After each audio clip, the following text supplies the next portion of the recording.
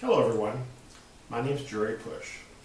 I'm here to talk to you today about something that's very important to all of us. Matter of fact, it's so important many of us are willing to give up our lives for it. I'm talking about freedom of choice. It seems like our government is slowly taking our freedoms away from us, and freedom of choice is one of them that they've recently taken away. Yet we send our men and women off to fight wars for us in order to keep these freedoms, and freedom of choice is one of those freedoms that we would like to keep. The freedom of choice that I'm talking to you about today is our freedom of choice of having to wear a seatbelt or not having to wear a seatbelt. I think it should be our decision and not the government's decision to tell us what we need to do to keep ourselves safe. According to the National Motor Association, this atrocity started back in the mid-1980s when the government forced the automobile industry to start adding child restraints into automobiles in order to keep our children safe. They did this because they didn't feel that parents had the capability of making good decisions in order to keep their children safe. A few years after that, the government started to force the industry to put airbags in the cars. The automobile industry fought the government with this because it was going to cost them basically, millions upon millions upon millions of dollars in order to redesign the cars to have airbags in them. Matter of fact, one way that they were trying to boycott or derail this was they spent $100 million in legislation in order to pass seatbelt laws in all the states in the United States in order to slow this down or possibly even stop the airbags. Well, this actually worked for several years, but eventually the government got in the way and forced the automobile industry to add airbags.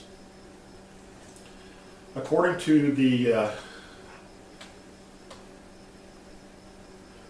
to Free Magazine, while seatbelts may save some lives, they in fact actually cause some deaths also, depending on the type of accident that you're in.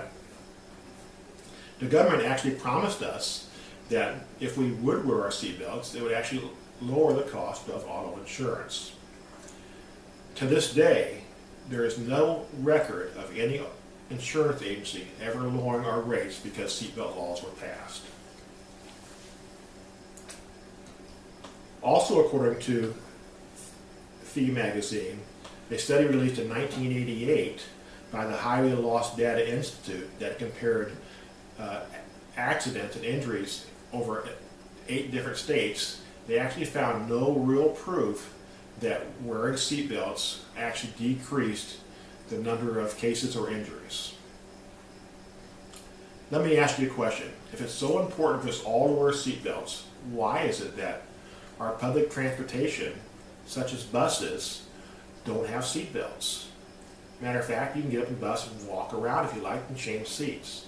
Matter of fact, we send our school children off every day in school buses and they're not required to wear restraints at all. In some states, even for motorcyclists, the only thing they are required to wear to keep them safe are glasses to keep bugs out of their eyes. If you own an RV, if you're in the front or side passenger seat or the driver's seat, you're required to wear an airbag. But if you're walking around through the coach, you can go to the bathroom, you can stand up, cook dinner, you can play cards, you can move freely around the RV, and they consider you being safe without wearing a seatbelt. Matter of fact, even in our ambulances, the people that are saving your lives in the back of the ambulance are not required to wear a seatbelt. And we all know how fast they drive and the conditions they have to go to in order to get you to the hospital on time in an emergency. According to Time Magazine, an article written by John Adams, who's a risk expert in the University College of London, he states that actually by forcing people to wear seatbelts or having to wear seatbelts actually gives people the mind frame that they're actually safe. And people who feel they're safe or actually may drive a little faster or take a curve a little faster, and it actually can cause more accidents than before. According to the Governor's Highway Association, Safety Association, all 50 states have some sort of seatbelt law at this time. They do tend to vary from state to state.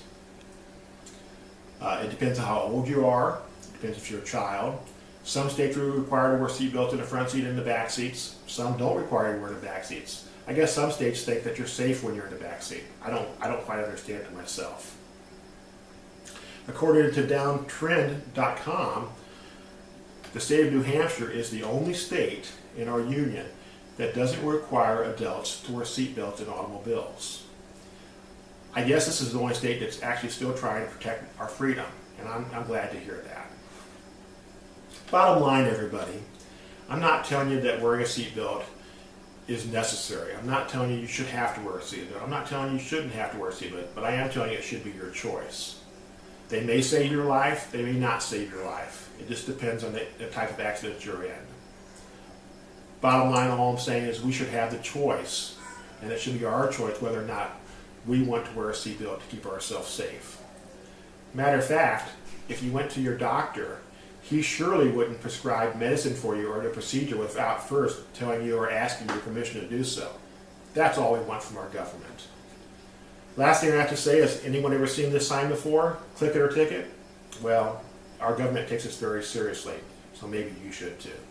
Thank you very much for your time.